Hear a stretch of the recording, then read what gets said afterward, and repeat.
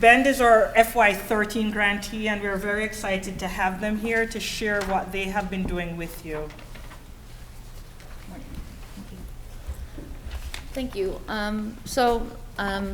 As she said, from Bend, Oregon, or Deschutes County, we applied for the grant back in 2013, and we were awarded the monies to be able to head and start our program.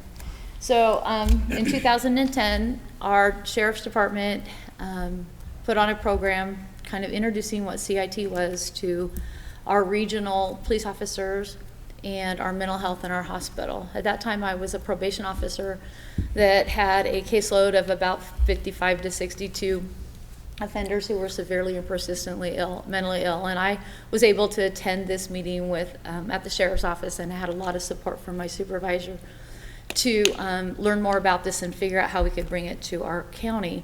We were very fortunate that we have some very forward-thinking a sheriff and our chief at the time that wanted to bring CIT to our area prior to there being a shooting or prior to having some kind of an incident like that. So 9 of us from those represented in the first slide were able to go to the CIT International Conference in San Antonio, Texas. Came back, felt like it was very important for our community, and tried to figure out how that could then go forward. So we applied for a grant through SAMHSA, which we heard about earlier today, and they came in and they did an intercept model, and were able to identify where the gaps were in our community and what we needed and what types of things we needed to be able to train our police officers and to be able to bring CIT to the community. One of the gaps that they found was not having a point person and not having a CIT officer available to really be able to answer questions, to be able to help get the training set up, to be able to be that liaison between mental health. And I was very fortunate. I had worked mental health both inpatient and outpatient for about 15 years before returning to school in criminal justice and becoming a probation officer. And so I knew kind of how the mental health system in our community worked, as well as learning how police officers were dealing with many of my clients and my offenders in the community. And so when this position came up, I felt like it was a great opportunity to marry some of the things that I have been doing in my career for almost 20 years. So the program goals are really to improve officer safety and the safety of the consumer, to be able to get them the services in our community that they need, to help break down some of those silos and be able to interact well with our mental health professionals and our ER, and to get some of those times down.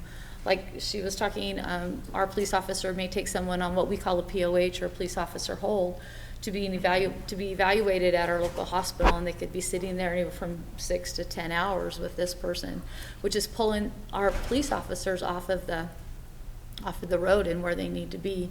So one of the very first things that we were able to do was to be able to help identify that was a need, and our hospital then hired security officers, and they've gone through the CIT training, and now quite often we're able to leave the person in the custody of the security officers at the hospital, and our officers are able to get back out on the road and get back to patrol. So also we are working on redirecting these individuals. We only have when we first started, the only places we had to do to take them was to the hospital, to the emergency rooms, and knowing that there could be these long hours of waiting, or to the jail, and our jail wasn't particularly really wanting someone who was trespassed or indecent exposure or something clogging up our jails and our beds. So we've really been trying to identify what we can do to redirect from the hospital and from mental health. So working closely with mental health, they now have a crisis walk-in clinic that's, again, it's only open Monday through Friday from like 8 to 4:30. But our officers now are able to take someone that's experiencing a mental health crisis that doesn't meet the criteria for a POH. They're not at imminent risk of danger of self or others, but they're still in crisis, and they're needing that help, and they're needing immediate services. And in our mental health system, there can be weeks of time between the crisis and being able to actually get an appointment. So you have somebody who doesn't meet the POH criteria, but they obviously are needing help, so they're trying to get connected with for our county mental health, and they're being told that it's 3 or 4 weeks prior to when they can even get in to see somebody. And then it comes back to insurance and, you know, where they can be seen at. So this really works well. This walk-in clinic is helping some. Some of the officer feedback that we received after doing some, and I won't read them, but I think you have them in your handouts to read them, just some of the things our officers are saying about the training and how they're finding that it's very, very beneficial. Our program is regional, so we're Deschutes County, Jefferson County, and Crook County. So we cover a lot of area. And so we have different police departments in there. So this is from this gentleman is at the City of Bend Police Department. The prior officer was from Sun River, which is a very small community south of Bend. And then also Redmond is our community that's just north of us. And so we got looking at what we call allegedly mentally ills, or our AMI calls, and just how much they've increased, and really finding that it was important to be able to get the education out to our police officers. So the Sheriff's Office, Redmond PD, Sun River are all looking at going with the Memphis standard and going right around 30% of having the officers trained.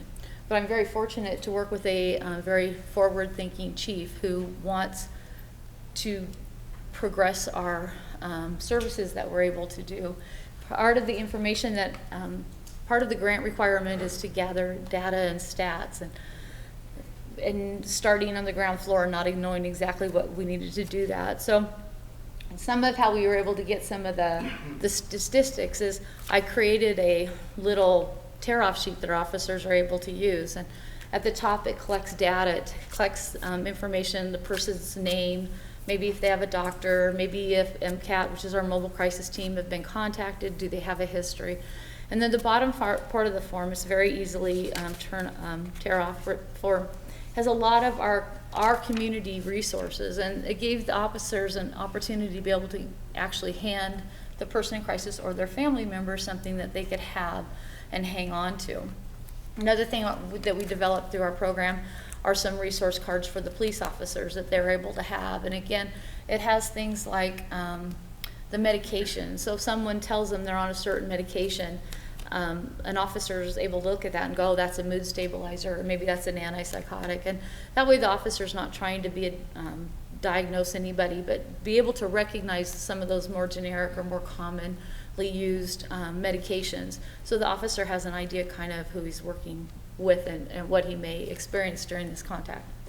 And from Redmond, we had a police officer, and it was after I did the presentation, but he just was really talking about how much he's benefited. He's seen the benefit of CIT and what a difference it makes. And one of the things that we're looking at is use of force, and hopefully be able to bring those numbers down.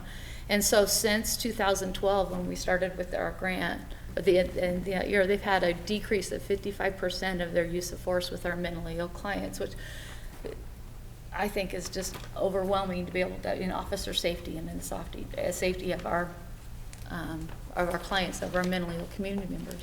So again, I've had a very forward-thinking chief who has decided that he's really seen these benefits that CIT has. And so he has decided to take the program forward as we're ending the 2-year grant cycle. So I'd like to introduce to you my sergeant. This is Liz Lawrence.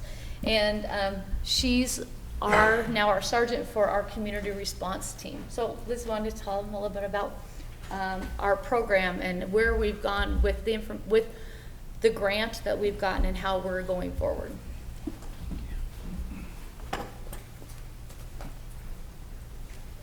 So to give you a little background on myself, I've been in law enforcement 24 years, and I came from the force tactics side of the house.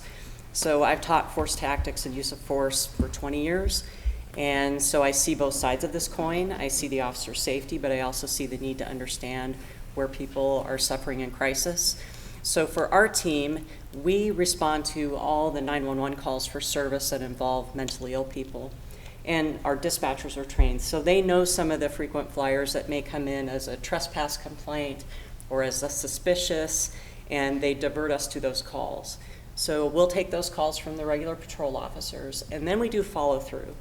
So we follow through with all our community partners and do proactive stops. So I'll stop by, say, Ann's house, and I'll say, Ann, are you taking your medication? How's it going? Do you need to go to an appointment? Can I take you? We have unmarked cars. We drive little SUVs. They are police vehicles inside, so they have the police package inside, but they're unmarked outside. So they're pretty, the neighbors really don't notice them unless you see the pucks on top of the cars, right? So we can take people to their appointments. We'll also pick them up. So if we take them into the walk-in clinic and they don't have a ride to get home, we'll come get them. So we just have the walk-in clinic call us. And also for the ER visits, if somebody's in crisis after our walk-in closes and they don't meet the minimum of being held, we'll go pick those people up and take them home as well so they can have a transport. And we also proactively stop in and talk to our community partners, not only mental health, but we also have the Deschutes Recovery Center, which is a center that is voluntary admit, but also somebody can be on parole, probation, and be in there for a mental illness. They have 15 beds. We frequently stop in, we'll talk to the clients, meet with staff. We may hang out for an hour. We may bring hot chocolate, marshmallows, because we want to be familiar with these people that are going to be released. They get day passes. Sometimes they don't return. So the PSRB board, the Psychiatric Review Board, may call us and say, you need to go pick up one of our clients that failed to return. We know a little bit more background than patrol might know, and some of these people are in there, they want to be killed by an officer. They want to have a confrontation with police, and we know that information going in so we can deal better with those clients. We looked at a hot map to see when our calls for service were generated, and for us it ended up being Tuesday through Friday, 10 a.m. to 8 p.m. seemed to be our hot hours. That's when our team operates. For now, because we're such a small unit, we stick to those hours, but I foresee that since we're driving calls down for service and taking those wait times away from patrol officers, the team may expand in the future, and then we'll try to cover more of those times and days. So our objectives: responding for calls, recognizing who people are, recognizing our community partners, so veterans, services. I didn't know that if somebody goes to the VA in crisis, that those physicians can't put them on a hold. They can't do a physician hold and ask us to transport because it's a federal facility. So they have to call us, and those people have to be in crisis the moment I walk in the room. If they're not, I can't take them into custody unless they voluntarily want to go with me. So recognizing what, some things we might meet out there in the field that have to have creative thinking. So I stop in with those folks so they become familiar. Homeless shelters.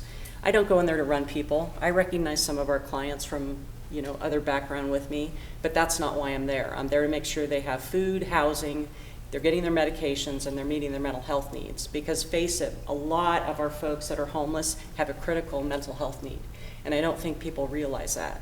And a lot of our repeat flyers that patrol are dealing with, the 500 calls, for service, whether it's a trespass, even drug abuse, some of those are cofactors in mental health issues.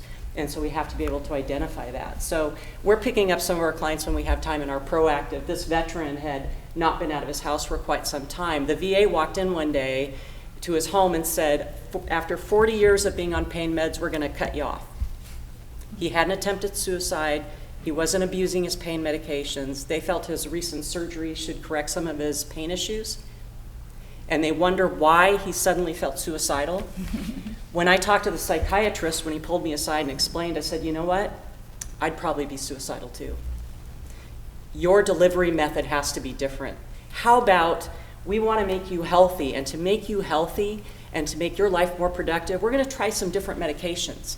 And we want to change some of your course of treatment. How about that? So this gentleman went from suicidal to, we stopped in every week, took him out for his first cup of Starbucks coffee, and he said, you know what? Because of the support I received from people I didn't know, from cops in uniform who I'd only seen driving around the street, I think I can handle it. That's a success. If I can save one person out of what I do for the whole month, or even longer, that's a success. So reaching out to these people beyond what the uniform usually does is tremendous. We have kid programs too. This is from the Deschutes Recovery Center. The clients were so excited we brought marshmallows. They thought that was above and beyond what police do. They couldn't believe we stopped in. We are in uniform. We do respond in uniform. We don't do our proactive contacts out of uniform. I have the belief that police should have all of their tools at all times, just because you never know. But your approach is what sells it. If I don't come there to enforce something, but I'm there, hey, let's go for a cup of coffee, let's talk, how are you doing? It's how you approach it. You can sell yourself in uniform. I think it's great that some teams do go out. I wouldn't be comfortable in that manner just because of what I've done for 24 years. So we do all our contacts in uniform. If you have any questions about our program, I'd be glad to talk to you about how we've done. And we're still morphing and evolving, but I can tell you the face-to-face that we've had with mental health and all these other programs, we both give each other so much better service because we know the face at the end of the phone line as opposed to an officer they don't know calling. Same thing with the ER. Wait times have gone from 6 hours, sometimes down to 15 minutes. So it makes a huge difference. Thank you. Thank you. Thank you so much to our great speakers. We have a short time left, but we're going to open up for a couple questions. Are there any questions to the speakers? And you can just direct it to the speaker. Hi, thanks to all of you for sharing with us. How in the beginning, first of all, did you have an established MOU with all your community partners, and is that something you'd be willing to share? And then the second thing is our community is really having a hard time as to how we identify these individuals so that dispatch knows. Do you have a shared database that you've figured out how to avoid all the HIPAA rules and all that good stuff so that dispatch knows to send out a CIT person? For us, it started out with this little form that I talked about. The person then on this form self-identifies that they have some type of a mental health issue, or they're working with a therapist, or what they're doing. And because they self-identify, we're able to, the HIPAA rules are okay because they're self-identifying. This is information that they are presenting us with. Then I didn't develop it, but our IT girl has a database for our frequent flyers, or the people that have been put on POHs throughout our county that our police officers can have access to, and they can go in to be able to get history. And then also through our computer system, just an AMI Aegis alert. Again, because of HIPAA, it has to be something that they've self-identified with. So this started out as something that I needed for the grant. One of the requirements was gathering that data, finding out, your frequent contacts. Because it's such a large area where we're at, Deschutes County, Jefferson County, and Crick County, we have found that many of our clients are very transient, and so they may be working with the Redmond officers, they wind up in Bend, now they're down in Lapine, and there wasn't any way to track that one person throughout the county and the different agencies. So again, this is allowed to be able to gather that information and then to be able to have it in one central place, so the officer in Redmond then is able to get that information, or down in Lapine or somewhere else in the county. So that's kind of what we've done. How does that work for you guys at your agencies? We have a couple of different ways of sharing that information. So internally and with other law enforcement agencies, we have our CAD system, which really can flag addresses, but not individuals. So to get at that gap and try to share more information and maintain current information on individuals, our mental health officers and our liaisons previously, but now it's shifted more so to the full-time officers, put together, we sort of call them safety plans, but really what they are information sheets on individuals, and they're housed in a file that officers can access from their squads. We also meet regularly as a liaison group.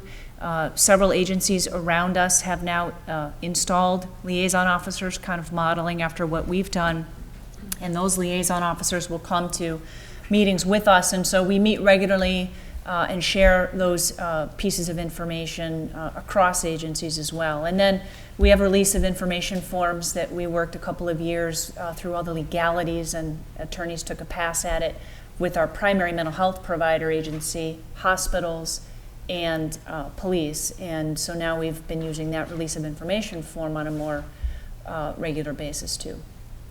Our agency actually has, because the 4 detectives that are assigned to the Crisis Intervention Investigative Unit are considered community liaisons between mental health. We very rarely have trouble getting information from the mental health providers. If it were outside of the 4 of us calling, again, they would generally share basic information with the officer. The officer has been instructed to identify. I'm out on the scene of a call. Here's the individual I'm dealing with. I need to know if there's any mental health history.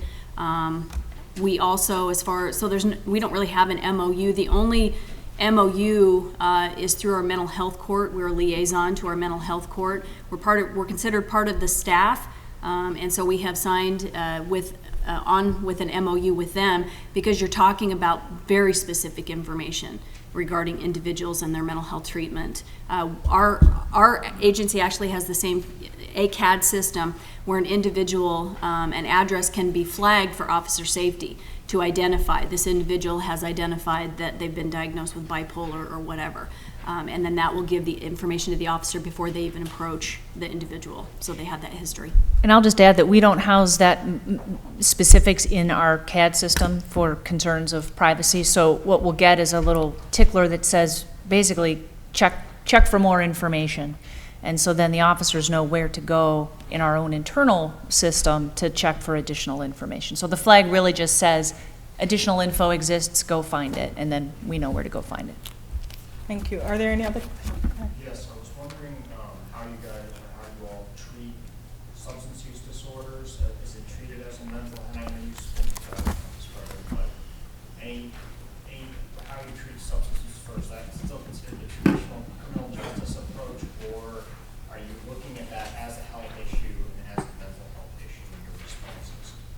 I think we have to look at it as a co-occurring disorder. Generally speaking, when you have an individual that has a mental illness, there's a substance abuse component attached to it. We have had troubles with our mental health providers trying to separate the two. Well, this is a substance abuse issue. We can't help with this. So we fight that battle. We fight the battle that it all needs to be considered as something that law enforcement responds to on a regular basis, and mental health needs to provide law enforcement with the tools to be able to help treat that, be a part of the treatment program, if you will. I think generally in law enforcement, we can't afford to start picking and choosing, who we respond to. We have to respond to everything, and I think that as far as officer safety goes, I think we respond to it and make sure that officer safety is the #1 priority, regardless of what it ends up being in the end. Thank you. We have time for one more question, maybe? If not, we want to thank you all for being here, and we want to thank our presenters, and we hope that you benefit from the rest of it. Thank you. Oh, is it? Oh, but you have to hold it, right? Or was it hot? Yeah. Eilene. Which is not good for me.